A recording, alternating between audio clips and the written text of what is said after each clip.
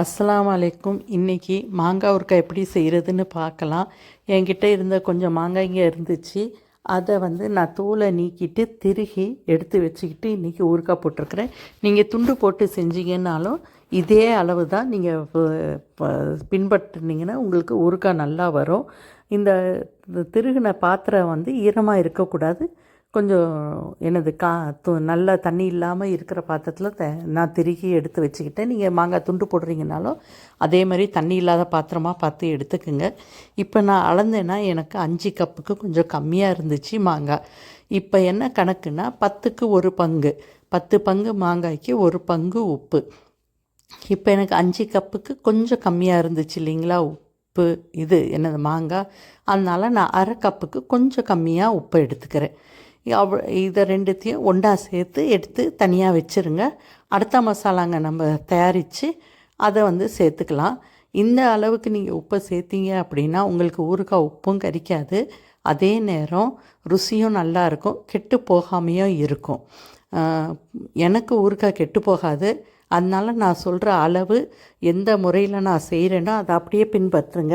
இதனால தான் கெட்டு போகும்னு சொல்கிற அளவுக்கு எனக்கு தெரியலை. ஏன்னா எனக்கே தெரியாது எதனால் அது கெட்டு போகலை அப்படின்றதுனால.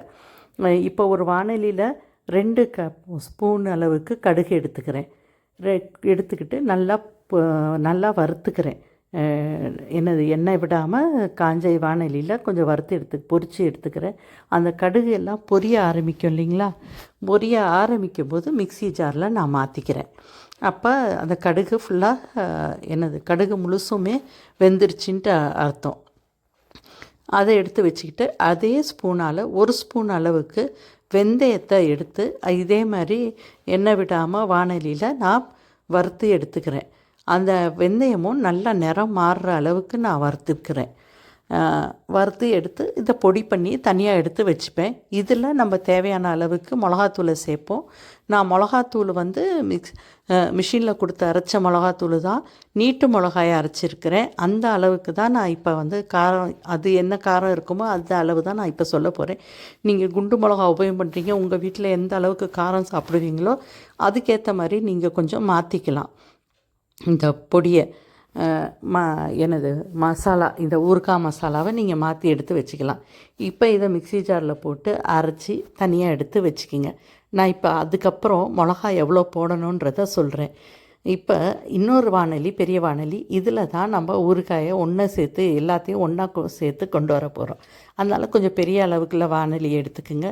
நான் இப்போ 3 டேபிள் ஸ்பூன் அளவுக்கு எண்ணெயை உபயோகம் பண்ணியிருக்கிறேன். இது நீங்கள் ஒரு 6 டேபிள் ஸ்பூன் அளவுக்கு எண்ணெயை உபயோகம் பண்ணுங்கள். ஏன்னா எனக்கு ஊறுகாய் கெட்டு போகாதுன்றதுனாலேயே நான் கொஞ்சம் எண்ணெயை கம்மியாக உபயோகம் பண்ணுறேன். ஆனால் எல்லாருக்கும் கெட்டு போகாதுன்னு சொல்ல முடியாது. பொதுவாக அளவு கொஞ்சம் நிறைய எண்ணெய் தான் உபயோகம் பண்ணணும். நான் கொஞ்சம் கம்மியாக உபயோகம் பண்ணுவேன். ஏன்னா கெட்டு போகாது. அது வேறு ஒரு காரணமும் கிடையாது. நான் என்னென்னமோ செஞ்சு பார்த்தாச்சு, எனக்கு மட்டும் ஊறுகாய் கெட்டு போகாது. இப்போ அந்த நல்லெண்ணெய் எடுத்துக்கிட்டேன், ஒரு 3 டேபிள் ஸ்பூன் அளவுக்கு எடுத்துக்கிட்டேன். இதில் கடுகு வெந்தயத்தை தாளிச்சிடுறேன். வேறு எதுவுமே போட்டு தாளிக்காதீங்க. பெருங்காயம் வேணால் போட்டுக்கலாம். எனக்கு பூண்டு இஷ்டம், அதனால் ஒரு 15 பல் பெரிய பல் பூண்டை கொஞ்சம் சின்னதாக வெட்டி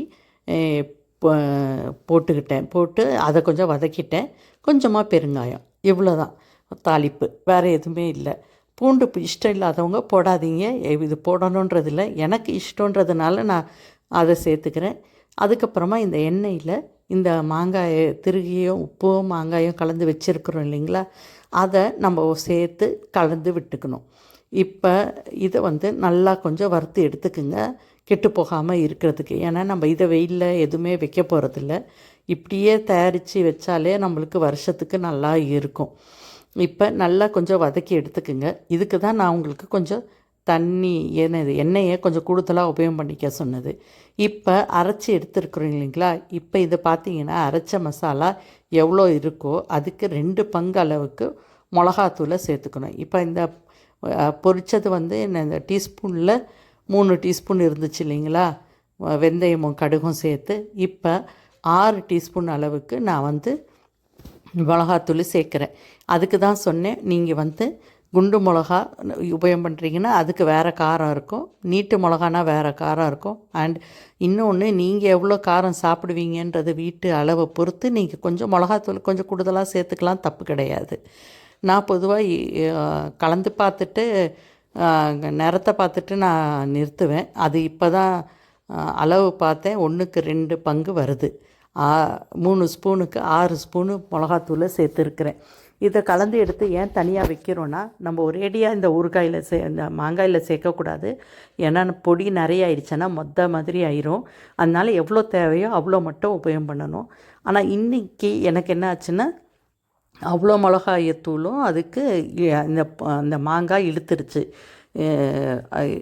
சில சமயம் கம்மியாக நிறையா இருக்குது பொடினா கொஞ்சம் எடுத்து வச்சுக்கிங்க, அடுத்த தடவை ஊறுகாய் செய்யும்போது உபயோகம் பண்ணிக்கிங்க. அதுக்கு நீங்கள் கொஞ்சம் கொஞ்சமாக இந்த தூளை சேர்த்து கிளற ஆரம்பிங்க. அது எண்ணெயில் கொஞ்சம் வறுபடட்டும். அதே நேரம் இந்த ஊறுகாய் கொஞ்சம் கலந்து எல்லாம் ஒன்று சேர்ந்து வரும். நீங்கள் இப்படி கொஞ்சம் கொஞ்சோன்னு பொடியை போட்டு கலந்து விட்டுக்கிட்டு இருந்தீங்கன்னா உங்களுக்கே தெரிய வரும் ஊறுகாய் பதத்துக்கு என்னது காரம் போதுமா என்னன்றது. நான் இன்றைக்கி செஞ்ச அளவு எனக்கு சரியாக இருந்துச்சு. நீங்கள் இதே அளவை கூடலோ குறைச்சலோ நீங்கள் பார்த்து உங்களுக்கு வீட்டுக்கு ஏற்ற மாதிரி நீங்கள் செஞ்சுக்கலாம். இதுக்கெல்லாம் சரியான அளவே சொல்ல முடியாதுமா, அதனால தான் நான் எடுத்ததை அப்படியே போடுறேன். இப்போ அவ்வளோ மிளகாத்தூளை எனக்கு இழுத்துருச்சு. அவ்வளோ மிளகாத்தூளும் இழுத்துருச்சு. நல்லா பெரட்டி எடுத்து வானலியை அணைச்சி வச்சுட்டேன். இது ராத்திரி பண்ணேன்னா நான் மறுநாள் காலையில் எனக்கு ஊறுகாய் நல்லா ஆறிடும். இப்போ நீங்கள் கொஞ்சம் எண்ணெயை நிறைய விட்டீங்க அப்படின்னா எண்ணெய் விட்டு வெளியில் வர ஆரம்பிச்சிடும். இப்போ எனக்கு நான் கம்மியாக எண்ணெய் விட்டதுனால அது சட்டியில் ஒட்டாமல் ஒன்றா பரண்டு வந்துச்சு இல்லைங்களா, அப்போ இந்த ஊறுகாய் தயாராகிடுச்சின்ட்டு அர்த்தம். உப்பு காரம் வேண்டாம், நீங்கள் இப்போ பார்த்துக்கலாம், தேவைன்னா இப்பயே சேர்த்துடணும், அதுக்கப்புறமா சேர்க்கக்கூடாது. நல்லா ஆறிட்டோம். ஆறின பிறகு இப்போ நான் காலையில் எடுத்தேன், எண்ணெய் பிரிஞ்சு தனியாக வந்துருச்சு. அந்த எண்ணெயை அப்படியே விடாமல் இந்த ஊறுகாயிலேயே பெரட்டி அவ்வளோ எண்ணெயவும் எடுத்து அந்த சட்டி இந்த ஊறுகாய் வைக்கிற பாத்திரத்துக்குள்ளே போட்டுட்டேன். நீங்கள் எண்ணெய் கொஞ்சம் தாராளமாக வச்சிங்கன்னா உங்களுக்கு எண்ணெய் மேலே நிற்கும். அதுதான் சரியான முறை.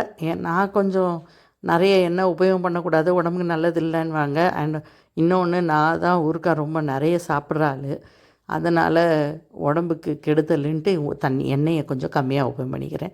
இப்போ கொஞ்சமாக வினிகரை நான் உபயோகம் பண்ணுவேன். இப்போ பார்த்திங்கன்னா கணக்குன்னு பார்த்திங்கன்னா ஒரு 2லேருந்து 3 டேபிள் ஸ்பூன் வினிகர் தான் உபயோகம் பண்ணியிருக்கிறேன்.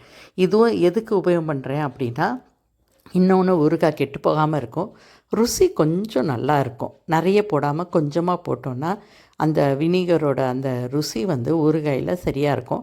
இன்னொன்று, நம்ம இந்த பாத்திரத்தில் எண்ணெய் ஒட்டி இருக்குது இல்லைங்களா, அந்த எண்ணெயை அலசுறதுக்கு கூட இந்த வினிகரை உபயோகம் பண்ணோன்னா அவ்வளோ எண்ணெயும் அந்த பாத்திரத்துலேருந்து பிரிஞ்சு அந்த வினிகரோடு வந்துடும்.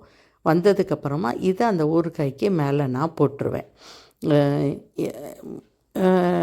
என்ன சொல்கிறது, இது நம்மளுக்கு பாத்திரம் அலசின மாதிரி ஆயிடுச்சு. அதே நேரம் நம்மளுக்கு ஊறுகாய் கெட்டு போகாமல் இருக்க கொஞ்சமாக வினிகரையும் சேர்த்த மாதிரி ஆயிடுச்சு. அவ்வளோதான். இவ்வளவையும் போட்டுட்டு இப்போ ஒன்று நீங்கள் செய்யணும். சும்மா அப்படியே போட்டுட்டு ஊறுகாயை மூடி வைக்கக்கூடாது. நீங்கள் அழுத்தி விட்டுறணும். அழுத்தி விட்டிங்கன்னா தான் அப்போ இந்த எண்ணெய் எல்லாம் மேலே வர ஆரம்பிக்கும். நீங்கள் அழுத்தாமல் கம்முன்னு விட்டுட்டிங்கன்னா மேலே இருக்கிறதெல்லாம் சில சமயம் கெட்டு போக ஆரம்பிச்சிடும். நான் என்ன பண்ணுறேன்னா, எனக்கு கெட்டு போகாதுன்றதுனால சும்மா அழுத்தி விட்டுட்டேன். நீங்கள் ஆனால் பார்த்துக்குங்க, கொஞ்சம் எண்ணெய் இல்லைனாலும் இந்த நேரத்தில் கூட நீங்கள் எண்ணெயை காய்ச்சி மேலே விட்டுறலாம். ஒரு நாள் கழித்து பார்த்தீங்கன்னா எண்ணெய் மேலே நின்றும். இப்போ ஒரு நாள் கழித்து பார்த்தீங்கன்னா எண்ணெய் மேலே நிற்கிது. கண்டிப்பாக மேலே எண்ணெய் நிற்கணும், அதை மட்டும் நீங்கள் பார்த்துக்குங்க.